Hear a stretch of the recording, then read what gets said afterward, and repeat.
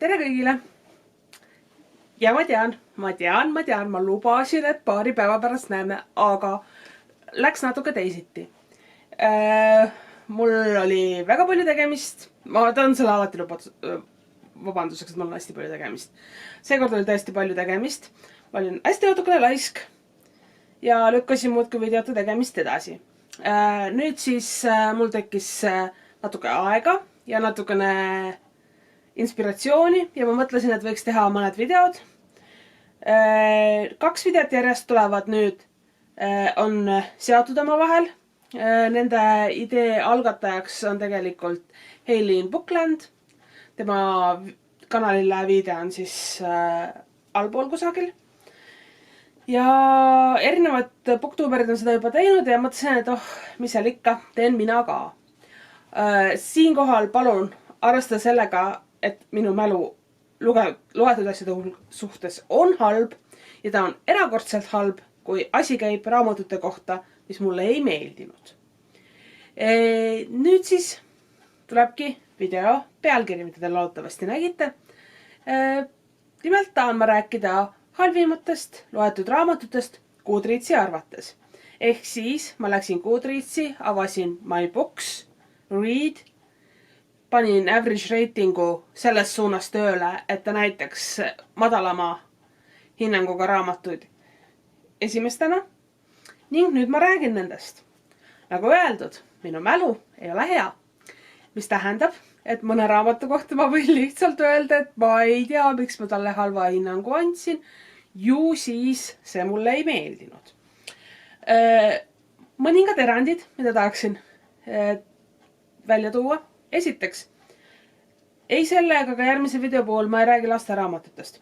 Lasteraamatud ei ole päris minule suunatud. Ma ei ole enam sihtgrupp väga ammu. Ja mõned lasteraamatud on minult hinnangu saanud, kuna mulle on väga-väga meeldinud, siis ma olen andnud nendele 5 palli ja olnud rahul.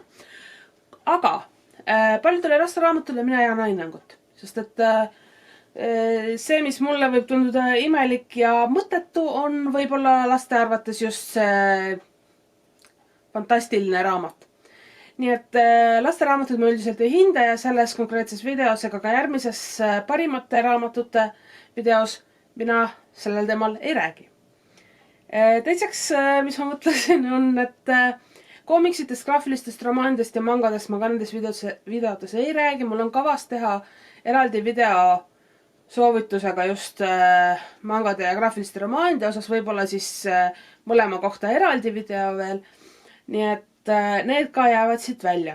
Ning kolmandaks, mis jäävad välja, millel ma ka ei peatu, on raamatud, millele ma ei ole üldse hinnangut andnud. No, lisaks lasteraamatutele siis.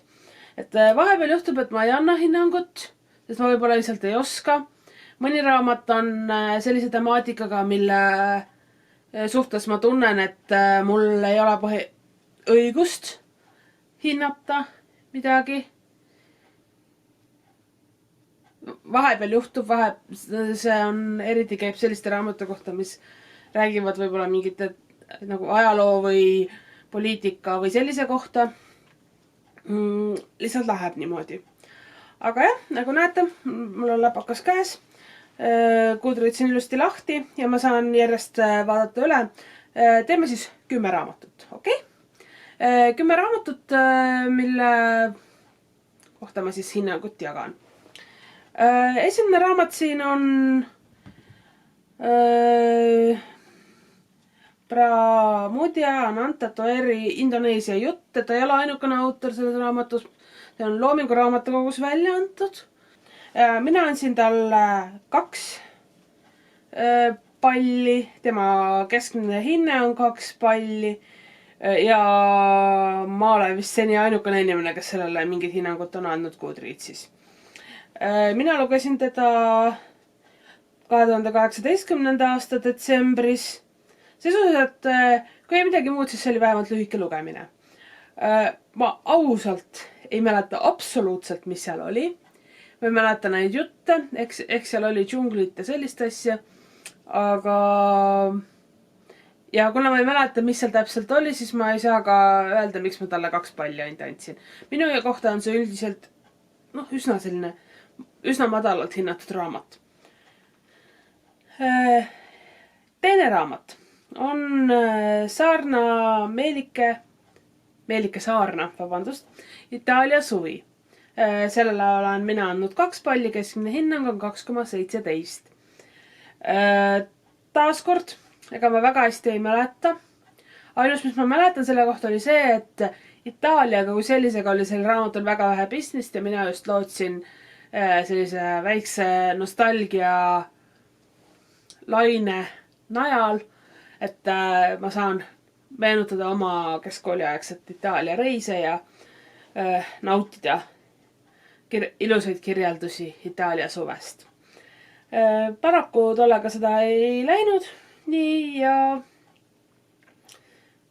ta läks. Loetud on see raamat siis aastal 2016. Edasi, 3. raamat on Linda Järvenooruse lugu. Mina andsin 3 palli, keskmine hinne 2,69, loetud 2017. See räägib siis ajakirja Nooruse loost ilmumisest, tsensuurist, kõigest. See oli väga populaarne ajakiri päris mitme kümnendi vältel ja läks kinni aastal 1997 vist. Igatahes mina ei mäleta, iseenesest 3 palli minu puhul on päris hea hinnang. Päris paljudele raamatule annangi 3 palli. Aga ma mäletan seda, et miski mind selle raamatu juures häiris. Ja ma ei tea isegi mis. Sest kohati ta oli päris huvitav, seda ma mäletan, et kohati oli väga huvitav lugeda. Mulle enda näiteks meeldis tsensuuri kohta lugeda, et kuidas mingite lugude ilmumist takistati ja nii edasi. Aga millegipärast mina ootasin sellest raamatult rohkemat ja päris nii see ei läinud. Edasi, siis 4. raamat on Mikk Pärnitsa Mustmägi. Mina andsin 3 palli, keskmine hinne 2,72 ja loetud 2019. Issand, ma ei mäleta ausalt öeldes. Ma räägin terve video, ma arvan sellest, et ma ei mäleta midagi. Aga ma mäletan seda, et ta oli huvitav, mulle meeldis idee. Mõned asjad meeldisid mulle ka. Mõned asjad. See on väga umbkaudne, mis täpselt meeldis, mis ei meeldis. No ma ei tea, mulle ei tule meelde. Aga selline müstiline lugu ja pärast oma lugemist ma olin nagu, ma ei olnud vaimustuses, ma ei olnud pettunud, ta oli selline hea, keskmine minu jaoks. Nii, 5. raamatuks on Leslie Leino Minu Hiina. Ettevaatust nakatab. Jah, natuke irooniliselt võib võtta seda alapealkirja raamatul. Keskmine hinne 2,77, mina andsin 3 palli, loetud 2014. Kui nüüd päris aus olla, siis minu arvates see on vähemalt nendest minu sarja raamatust, mis mina olen lugenud kõige kehvem. Mulle väga meeldivad sellised minu sarja raamatud, mis suudavad tasakaalustada nagu kultuuri ajaloosa ja siis seal sellist elamise ja olemise osa. Ja Minu Hiinas paraku minu jaoks oli natukene liiga palju ajalugu. Ja liiga palju sellist, mis kui mind see huvitaks, siis ma läheksin ja loeksin kas ajalooraamatuid või filosoofia raamatuid või midagi. Et sellist lääne inimese seiklusi kui selliseid oli minu jaoks liiga vähe. Et ma ootasin natukene teist. Et siin oli kohati liiga heietav, kohati liiga selline filosofeeriv lähenemine ja see ei olnud päris see, mida ma sellest raamatust ausalt öeldes ootasin. Et tundub, et ka teistele on see raamat mitte just kõige paremate minu sarjade raamatute nimekirjas, nii et ei tunne ennast süüdi, et mulle see raamat ei meeldinud. 6. on siin Martin Nicolase Florence Foster Jenkins hämmastav lugu Ameerika tuntumast ja vähim hinnatud sopranist. Keskmine hinne 2,78, mina andsin 4 punkti sellele ja lugesin seda 2016. Selle kohta oli film vist võib-olla samal aastal ja mulle see raamat meeldis.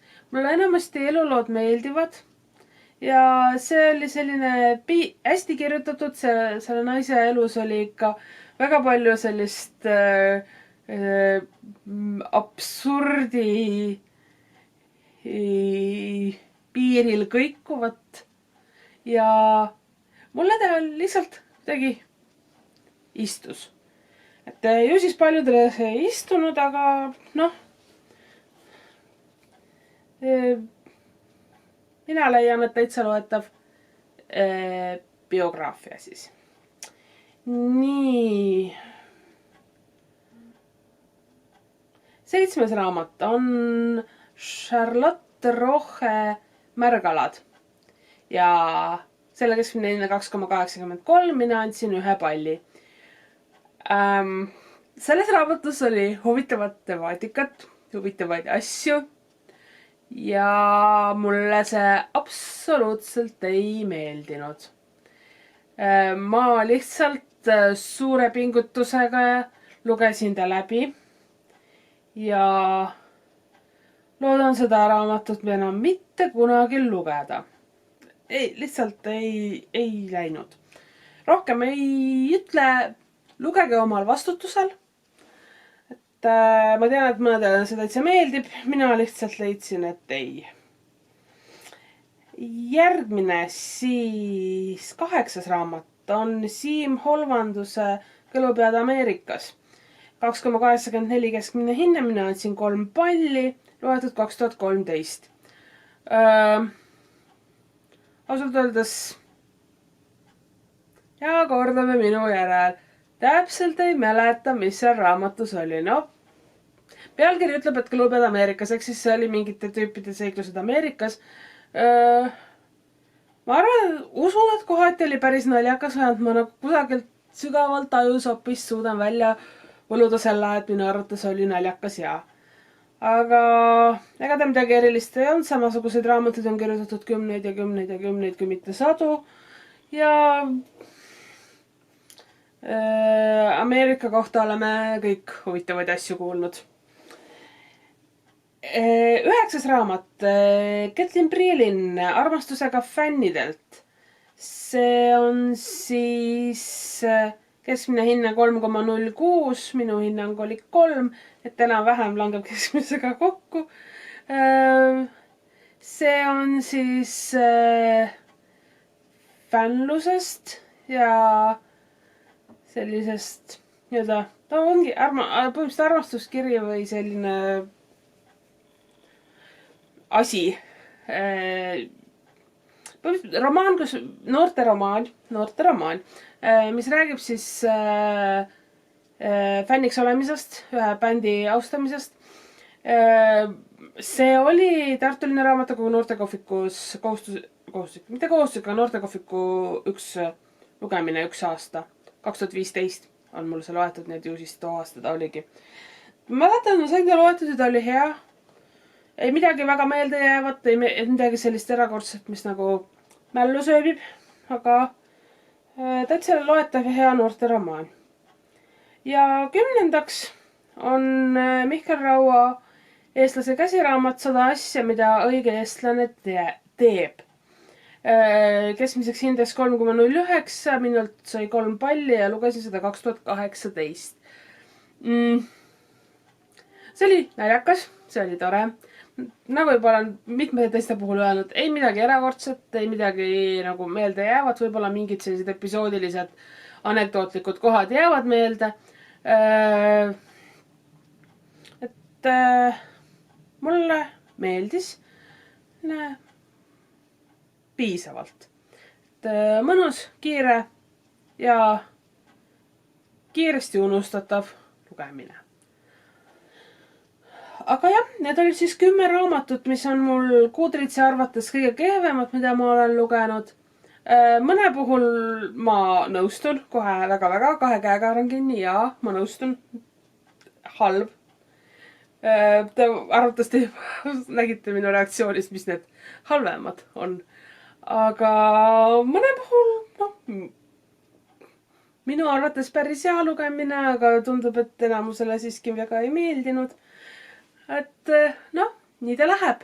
Eks siis maitsed on erinevad ja vaatame, mida Goodreads ütleb mulle minu parimate raamatute kohta. Aga tänaseks kõik ja näeme siis järgmises videos. Tšau!